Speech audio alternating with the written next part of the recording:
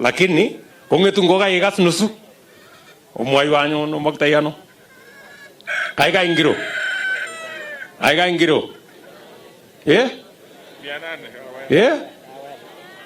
hakian bokol sisit kongoi anyun biik chemugarainik chongamen 10,941 10,941 ai ranguno ile ngokai chu tugul chu koeku million 10 ngot kealdae million 10 agenge actually ngot kealdae age tugul 800 okase otinye million 10 nyeng nguno ngosistosi hata jitani ibingoni mwili haya sasa kuku ni shilingi 800 nani mwenye kwanza County Assembly members pamoja na bwana speaker sa sinamna hiyo haya wamenunua kuku ya shilingi 250 wapige makofi oiti ngokai kiamegea kiata chao 250 hapo lakini members hii kama to utesa wote nganga hapana leta hii check yao watu nyinyi wadosi waheshimiwa zamani ilikuwa councilors ilikuwa hakuna waheshimiwa siku hizi mheshimiwa shilingi hata ine uko na MCS wangapi MCS ngapi ya hapa kwako 47 bas kila MCA 10,000 470 bas enda andika check nyingine maneno kwisha ngoma nango toto binga na tesa kwa 20,000 kaya sio ya naraka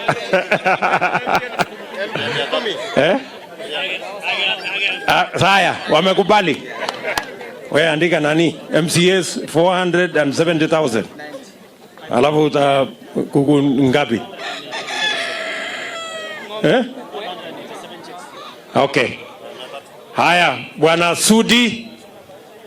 Sudi anasema ngapi 300 nanua ya 1,300 aja mayame tai ileji kule tai test kidogo okay ngai wengine ngogai kuku 500 sasa inakuja 400,000 simbaya very good huyo mjamaa patieni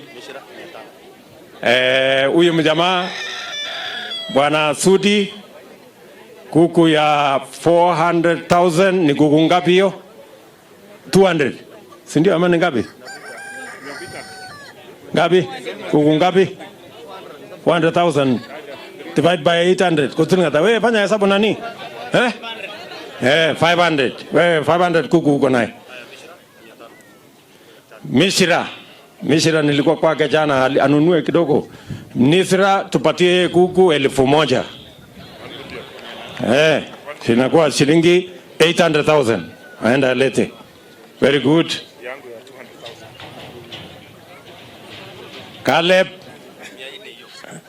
Caleb Kositany hakuna shortcut my friend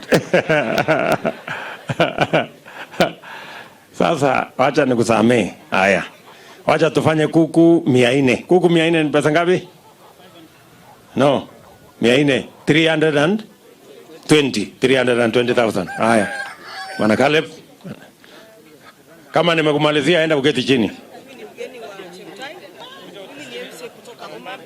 MCA kutoka Homa Bay na Miss President of Kenya nataka check yangu ingie na MCA wa Wasingishu haya na yeye ataungana na MCS ya Wasingishu another 10,000 si ndio very good haya mketi tu relax just sit down I will call you hapana iwezi isha relax just sit ni watu hii mlete jam hapa kwenda keti chini oene biji tukul jugo miu oba wewe kama una kazi hapa enda keti chini nani nyinyi mtu nyakazi wote mungu ile mtu wewe kama huko hapa utanunua kuku kwa lazima waziri akuja anunue kuku basi kuja Gotoma ine wangala ninyo wilainda inyo yungole mulolongo hapo watu ya kununua kuku very good bwana Kipto ambaye ni speaker wetu wa Nandi County. Pigeni makofi. Kuku ya lakini kate ingele Sigoi karara nide kumeje kwa 120. Sigoi ngokaige 120 ngokaige ta shilingi ngapi? Kuku 120 ni kuku ngapi? 150. Yes, ndio iko round. Yes, 150 ametoa 100 ataleta 20. Asante sana bwana speaker sa. Bwana Chepkony 12,000 ndio ikuwe kuku 15. Yes, ongeza 2. Haya mwandikie anaitwa Chepkony. Huyu. Bwana Alfred. Yes, asla wa kutoka Kapsabet. 12 Sigoi amgea ngokai kuna. Haya huyu ataleta 12,000 kuku 10. Gideon. MCA Nandi Hills silingata. Haya tethaing Sigoi ngokai tamanang mut. Miriam Saina. Haya Miriam Saina silingata mwagere. 120,000 kuku 150. Mpigeni makofi. Very good. Bwana Mandako amenunua kuku kata chukai. Kuku 100 ngapi? Haya, sawa. Huyu mtu wa nani jina? Gideon Koech. 600. Bwana Mandako 600,000. Bigani makofi. Bwana sasa tu mawaziri nzawa hiyo sawa. Sasa Mandako 600,000 kusilinga tango kai kata. 750. Abisa. Na yako? Ni mane? Dunua huyu chairman wa nini, wacha kutoa pesa yote, wacha kusema unatoa kidogo ya nini. 100,000 kwa huyu mtu anaitwa Bwana Kitur. Ongoi missing 1,100 waenda. Haya na uketi chini, enda andika check hapo. Very good. Haya watu wengine nani bado sasa? Bas, wacha Kimani Ichung'wa. Pigeni makofi. Huyu mtu kutoka mbali huko. Haya, kuku ametoa 100, ongeza 20 nani. We sasa ndio ikae 150. 150. Haya, amesema ataongeza 50. Sasa inakuja 150, andikia yeye kuku yake hapo. Bosi yako ni nani?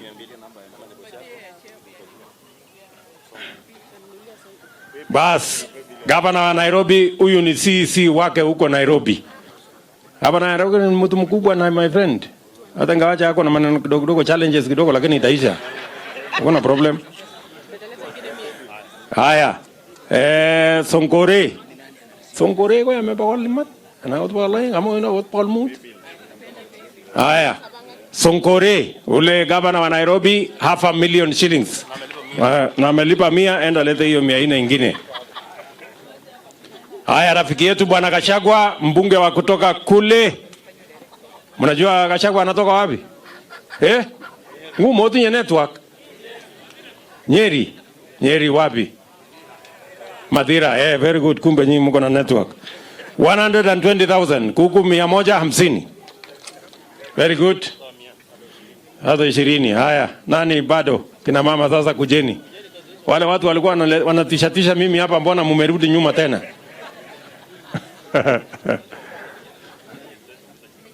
Haya. Huyu anaitwa Alice Mudhoni Wahome. Mbunge wa wapi? Kandara, kumbe mko na network.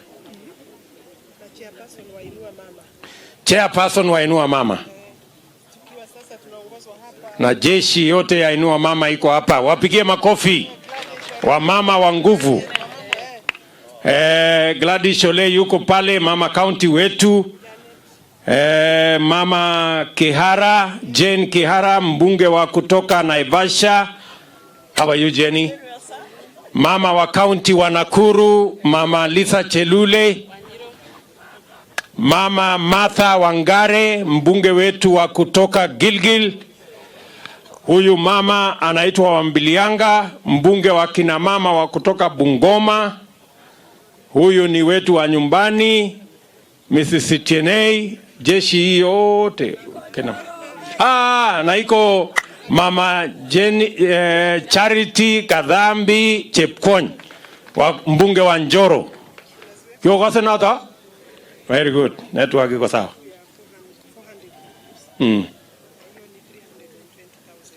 Hawa wamama wamesema watanunua kuku 1,000. Wapige makofi. Wapige makofi. Mujipange hapo na machecks, muandikeni checks huko.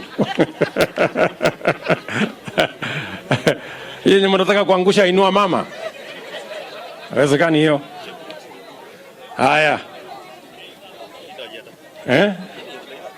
Haya, Chepkut, mbunge wa kutoka kule Ainapkoi, 1,200. Patia yeye kuku ya 1,200, amesema ataleta 1,200. Andika hapo Chepkut. Very good. Haya, huyu mjumbe anaitwa Bwana Mushiri kutoka kule Embu. Nyinyi mnajua mahali inaitwa Manyata? Basi huyu ndio mdosi wa huko. Lakini kwa sababu ametoka mbali, atanunua kuku ya 60,000. Hii ongeza 10,000 wewe. Namna gani? Hii kipara yote hii sasa hii. Ataongeza 10,000. Ndio ikae sawa. Asante sana Bwana Mushiri. Asante sana. Bas, Gavana wa Nandi Bwana Sang amesema atanunua kuku ya 1,400. Wapige makofi. Kuku ngapi hiyo? 500. Ndio. Sijinyo. Hapa na Nandi chita na kimandae kabisa. Yes. Sam Keys, mwanabiashara wa Eldoret. 10,000 ongeza 2. Ongeza 2 ndio ikae sawa, ikae ng'ombe kuku ijae 150. Namna hiyo. Very good. Asante sana.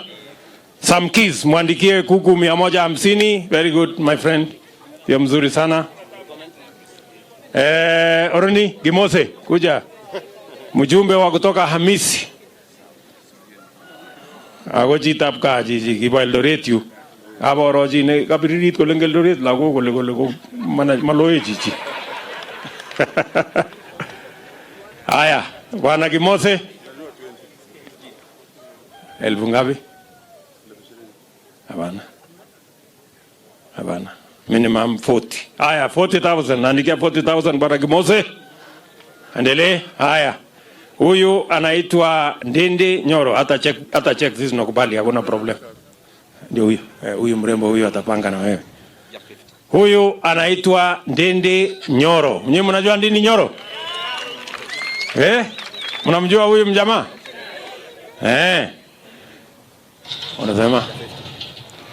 Anasema ananunua kuku 120,000. Wapige makofi. Taketi hapo. Haya. CS Charles Keter nilikuwa na yeye asubuhi leo. Ametumana shilingi 1,200. Wapige makofi. CS Chelugui nilikuwa na yeye tena 1,200. Pigeni makofi. CS Farida Karonei wa kutoka hapa Nandi 1,200. Pigeni makofi. Ngomoro baji bijua namna hiyo. Sasa imefika ngapi hiyo? Fanya hesabu bwana. CS Tuimuru ametuma nani? Ametuma wewe. Haya, CS Tuimuru ametumana 100,000. Na ule mwingine? Hii ni gani hii? Each. Haya. CS Mosonik 1,100. Andika hapo. PS Korir 1,100.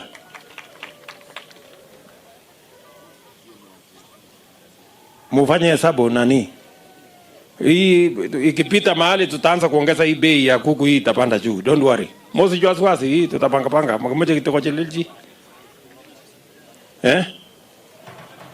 Meko ngapi?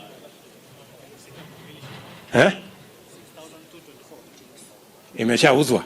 Very good.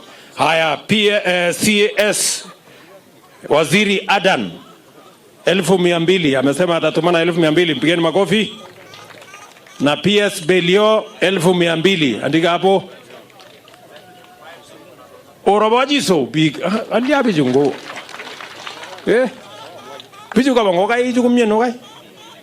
Wako wapi? Sasa nyinyi mnanyamaza hapo, hii kuku yenu kwani itauzwa namna gani kama nyinyi hata makofi peke yake mnakataa? Piga makofi nisikie. Namna hiyo kabisa. Very good. Susan Kihika, senator wetu wa Nakuru. 1,200, mpigeni makofi. Andika hapo. Ang biju mingi jero kitugul ju wajikate bungu ko takuru poche. Nini? Haya, Josiah Magut, governor wetu ama no, mayor. Sorry. Mayor wetu wa zamani. Kupitia kwa Caleb 50,000. Patieni kuku yake hapo. Anatumana saa hizi inakuja hapa. Bwana mheshimiwa senator wa Nandi. Silingata. 50,000. Pigeni makofi. Very good. Mheshimiwa Murkomen ametumana kupitia kwa huyu 1,200. Kiptoyot 1,100. Senator wa Kericho. Very good. Na hawa wadosi wameketi hapa kwa hii viti. Mnageti bure na hamjakuja kununua kuku na hii kiti iko na bei, my friend. Ama mfanya biashara wa maili 4. Bwana Aruso, shilingi ngapi? 12,000, mwandikie kuku yake. Bwana Aruso. Mwandike hapo vizuri ndio kuku yako isipotee.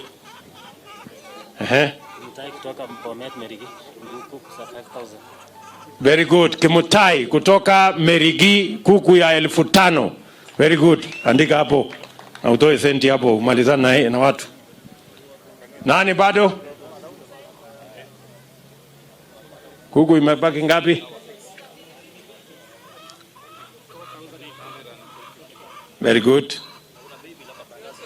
Kuna pay bill hapo, kama uko na pesa kwa account unaweza kutuma kwa pay bill, ndio maneno ikuwe rahisi. Sina hiyo? Haya, nani bado? Kuku imebaki ngapi? 4,000. Sasa mimi haya boss niaje? Na mheshimiwa kando na mambo mingi mimi nilikuwa na maneno kidogo na wewe. Hiyo tutaongea baadaye bana. Sasa chopa iko pale tena una Mungu wewe Ruto. Sema tununue kuku kwanza alafu ndio nipige mdomo na wewe. Wewe lakini mkubwa hata mimi nashindwa na hii maneno. Kuku moja unataka kununua? Haya, wacha nimnunulie huyu mjamaa kuku 10 at least. Unaona Ruto nimefurahia tu mzee. Haya. Alikuwa bado nyafanya kukana na wewe. Haya. Huyo patia 10 nitamnunulia. Vice Chairman Chamber of Commerce Bwana Sum ananunua kuku ya shilingi 12,000. Pigeni makofi. Na huyu mrembo Michelle Korir 15,000. Pigeni makofi huyu mama. Hiyo ni mzuri sana.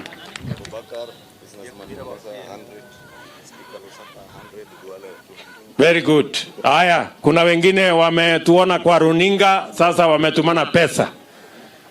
Bwana Duale ambaye ni leader wa majority amesema anataka kuku ya 1,200. Pigeni makofi.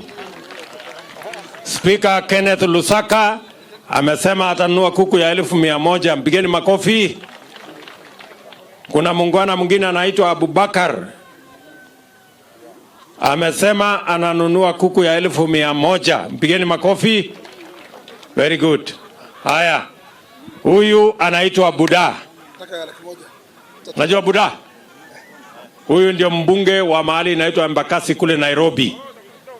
Pale unaona iko dump site, huyu ndio mdosi ya pale. lakini anasema hiyo dump site ni biashara. Ananunua kuku ya 1,100. Mpigeni makofi. Haya, gavana wa Narok Bwana Tunai ametumana, amesema ananunua kuku ya 1,200. Mpigeni makofi. Haya, Dr. Ruto ambaye ni chairman, vice chairman national wa Chamber of Commerce ametuma huyu mjamaa na shilingi ngapi? 1,200. Naitwa Dr. Ruto, ile mkubwa ya Real hapo. Very good. Namna hiyo. Na huyu mama, very good. Bari mama.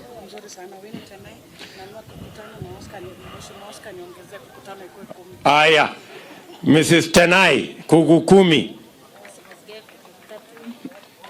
Aya, kuku 10 tena. Sudi atapanga hiyo maneno. Leteni pesa, patia Sudi hapo.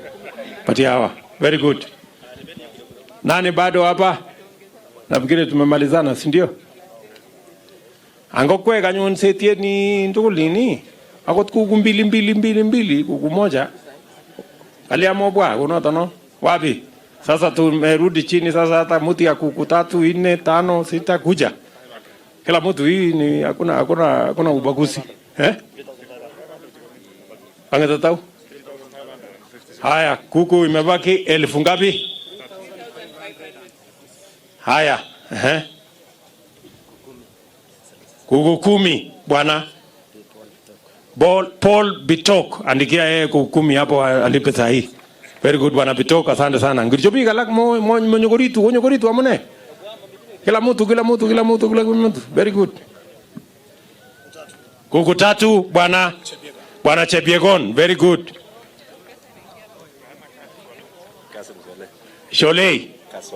Kaswale. Kuku ngapi? 3. Bwana Kaswale kuku 3.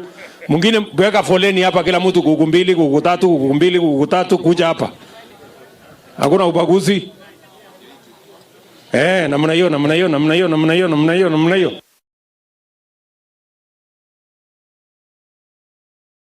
Hicho ametumana kwamba atanunua kuku ya 1,100 na gavana wa Bomet 1,100. Pigeni makofi.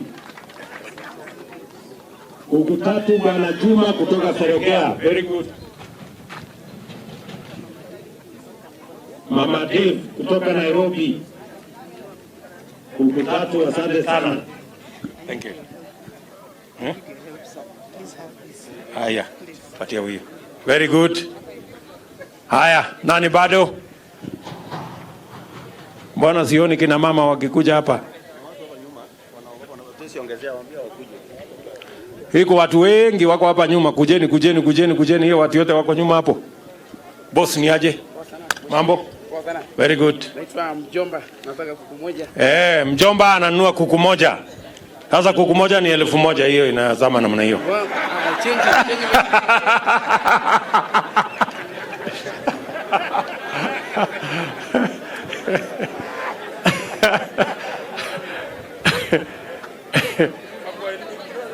Ananiuliza change, sasa change kadi tena.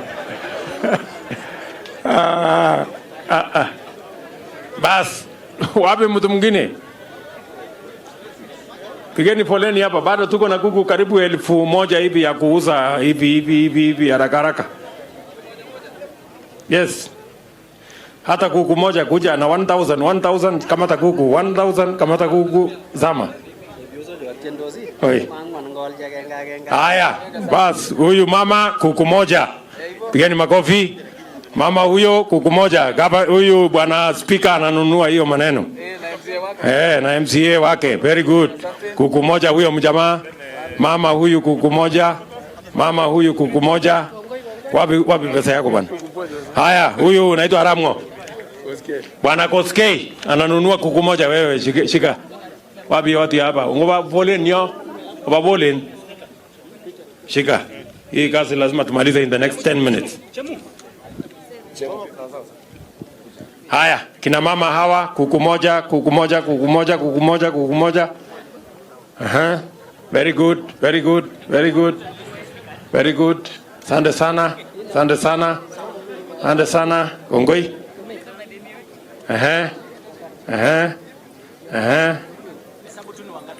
Very good.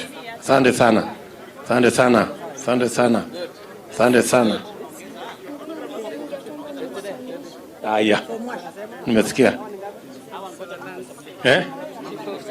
CC wa Lands. Chief Officer wa Lands. Shilingi ata? 8,000 Kuku 10. Patie huyo mrembo. Officer wa Cooperatives. Chief Officer. Mr. Kigen. Kuku ngapi? Haya, Kuku 10. Very good. Asante sana. North Pokot, kutoka North Pokot Alale. Kuku moja. Lakini ongezea kuku ingine 2 tutanunulia ongeza. Kukut kijana yake mkono. Rugut. Kukut. Mtu ya mkono. Kuku 10. Asante sana. Shilingi 8,000 mpatie huyo mjamaa. Pia muna. Huyo tulisoma na yeye. Kuku 10. Asante sana. Imebaki kuku ngapi? Haya. Mimi nimetumwa na mdosi. Rais wa Jamhuri ya Kenya, nilikuwa na yeye asubuhi leo, amenituma na shilingi kuku ya 1,000,000. Wapitia hapo. Jamani David. Bari yako? Very good. Huyu tulisoma na yeye shule huko. Kuku 2 ndio hii 2,000 bas. Tapatiwa waandikiwa hapo. Huyu anaitwa David Bwambok. No change imezama hapo.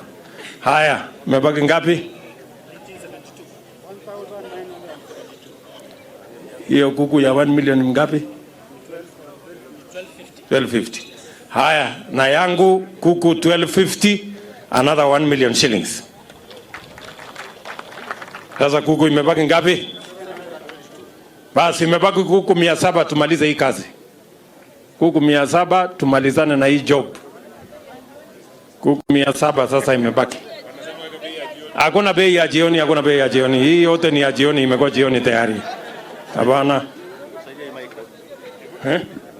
Haya, wacha Sudi aendeshe ile imebaki. Angalia tu hapo boss. Unajua hata ulitulemea sana. Ongezea boss hapo 500. My friend, wewe nunua kama sisi? Sasa huyu mtu kumbe singe. Hagenyo ne marka kuroni. Hapana. Unless wewe utatoa pesa ama? Hapana. Sasa kuku 500 ni pesa ngapi tena? Another 400.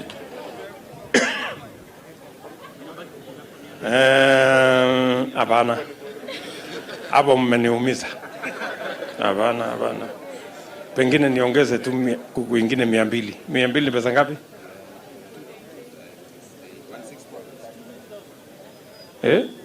Hapana. Kuku 200 pesa ngapi? 160. Ongeza 160 ingine. 200? No, mkumachota kwa hii pokolae. No.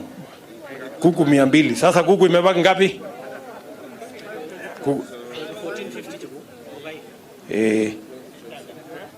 Sasa kuku yangu yote ni 1450. Very good. Kuku imebaki ngapi wewe? 522. 522 ndio imebaki. Haya, huyu Sudi anasema atafanya hiyo. Na Kilimendi yuko area. Bali bwana Kilimendi. Bwana Kilimendi yuko area. Sasa kuku 2. Uko na M-Pesa? Haya, anasema ataongeza kwa ile yangu kuku 2. Very good bwana Kilimendi, tuendelee namna hiyo. Job Kirwa shilingi 2,000.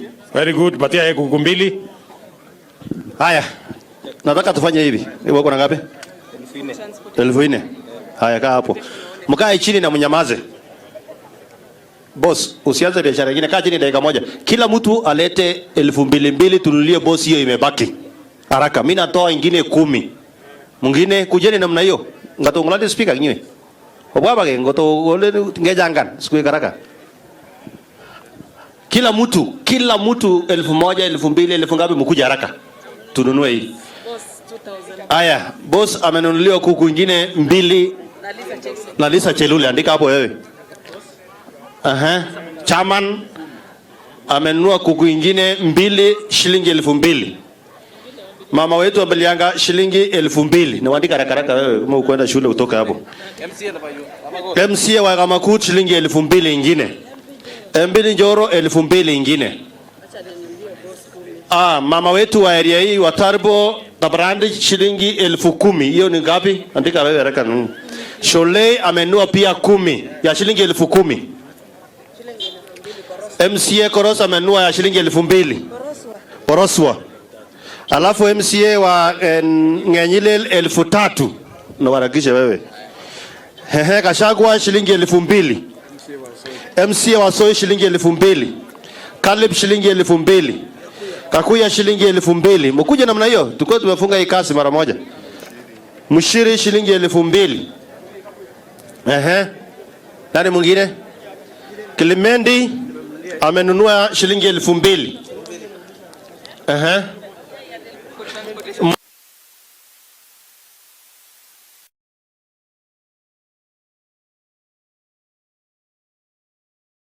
Sasa bagi ngapi?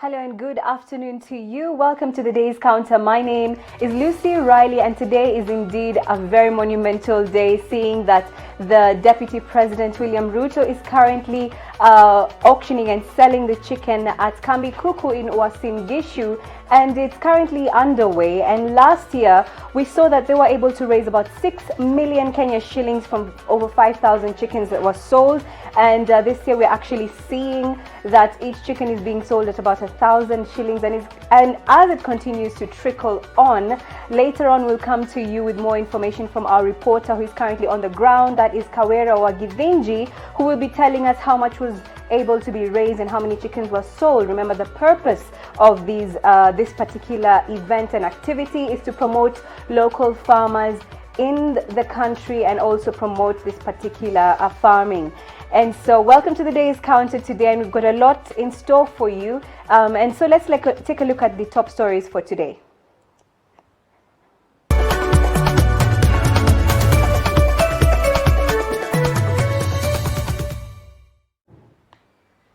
Right, now the Barclays Bank of Kenya today announced that it has started changing the look and feel of its branches ahead of the full transition to the ABSA branch next year. Now this is in line with the decision by Barclays PLC to reduce its shareholding in the Africa business in March 2016, and consequently the announcement to rebrand the bank's operations to ABSA across the continent. Now the bank said it had already adopted the new branches, the branch colors in about 15 branches, including a new modernized branch at Sarit Center, with the plan to conclude at least half of the branches by the end of the year. Take a look.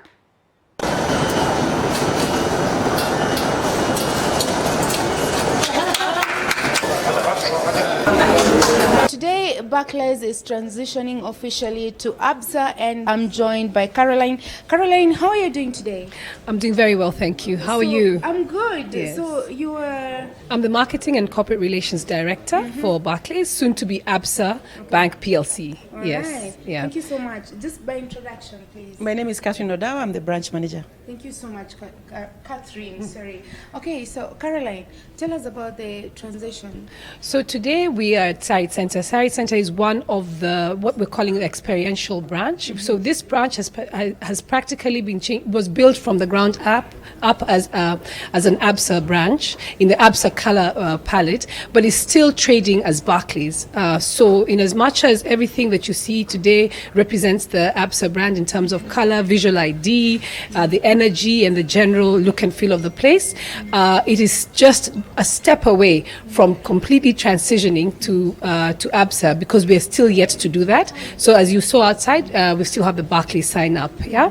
So this is essentially one of the, we are now in the process of transitioning and changing changing all our branches over to now the ABSA color palette. So if you go to Lunga Lunga, Nakuru East, Market, there are very many branches now that have actually begun to take up this new look and feel from a brand visual ID perspective.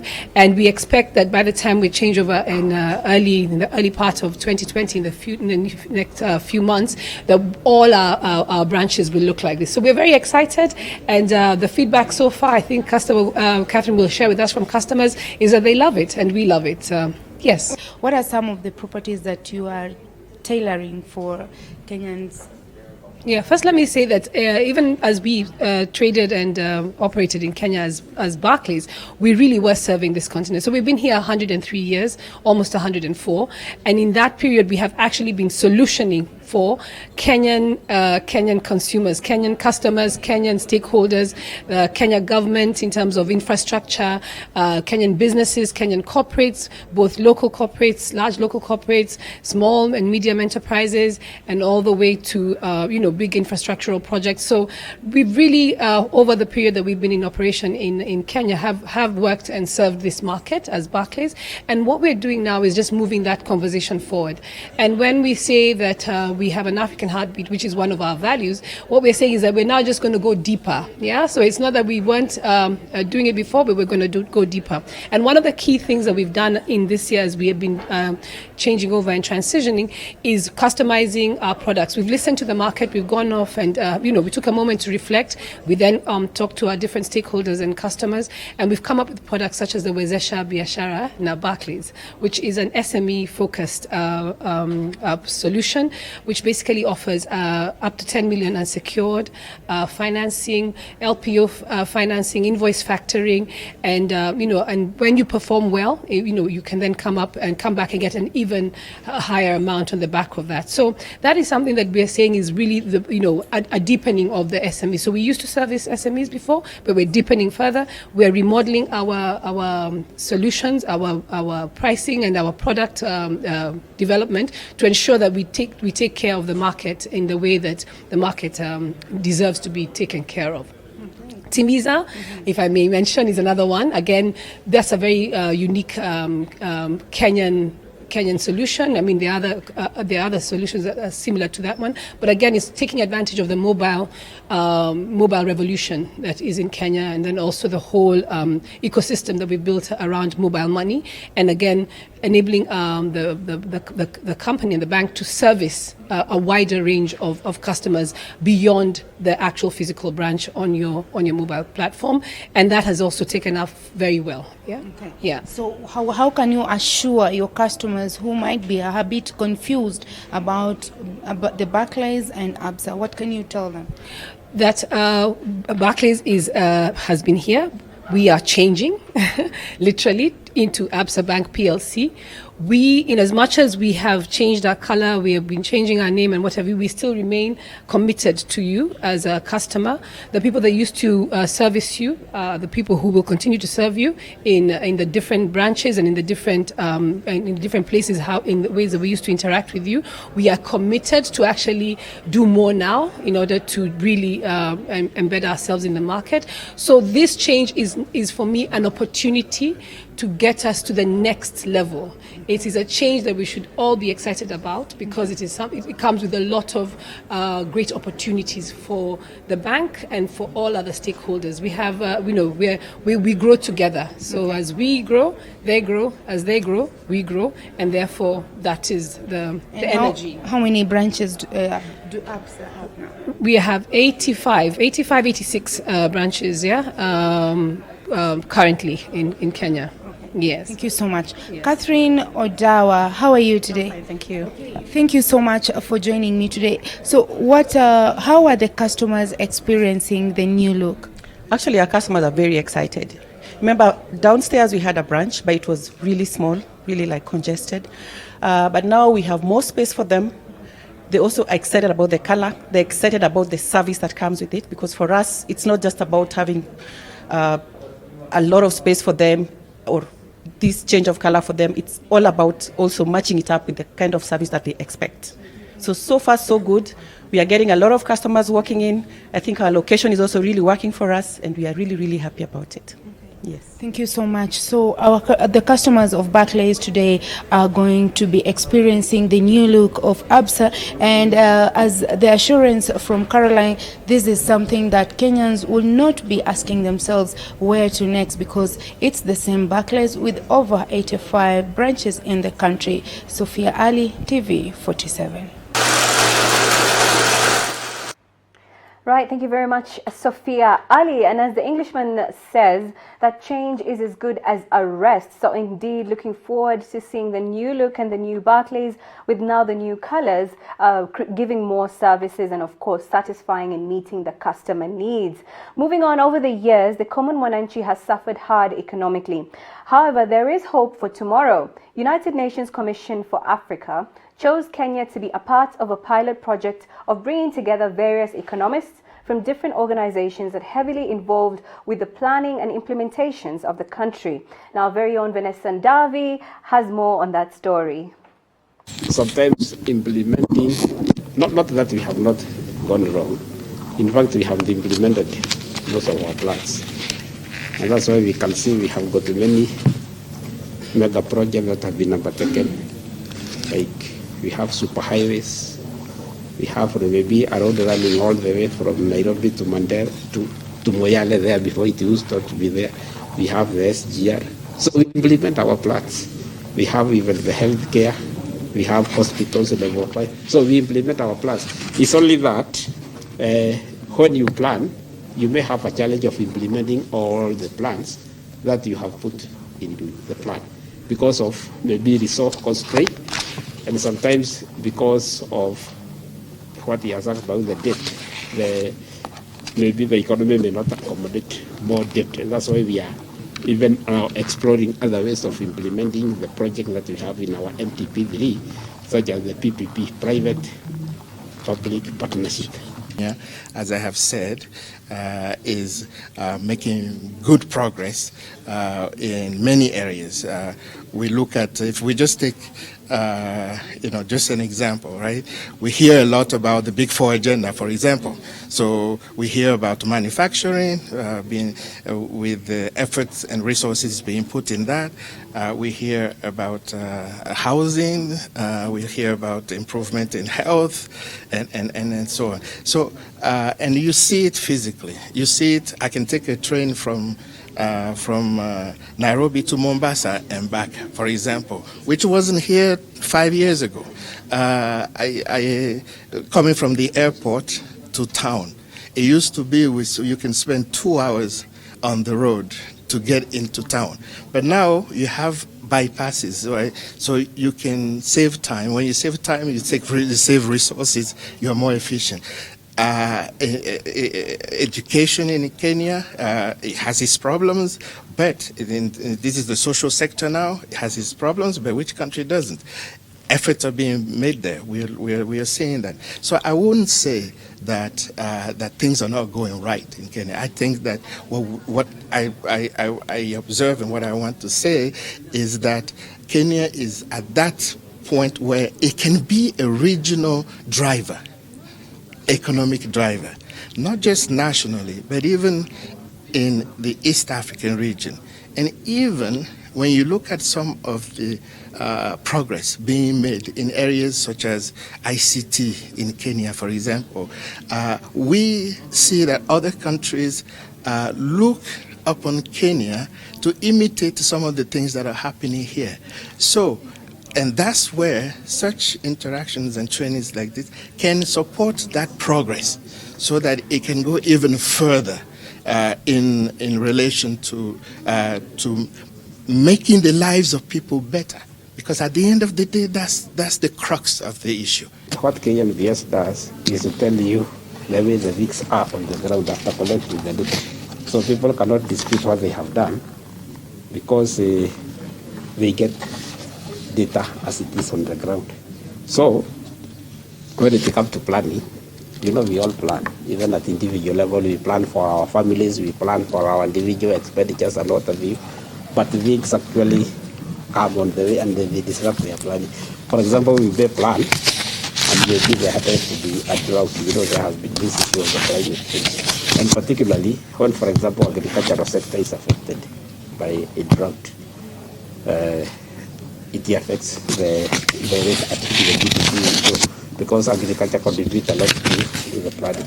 But now to mitigate that, that's why the government is also insisting on not rain-fed agriculture, but irrigation and water use to mitigate those issues.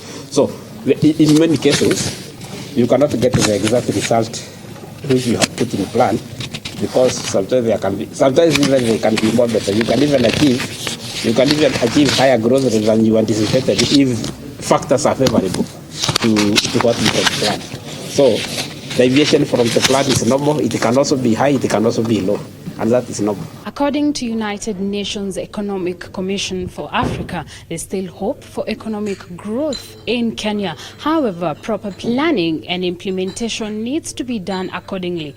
Reporting for TV47, I'm Vanessa Ndavi. All right, thank you very much for that, Vanessa Ndavi. Now it's time to take a look at the Forex exchange, and then afterwards we'll take a short break.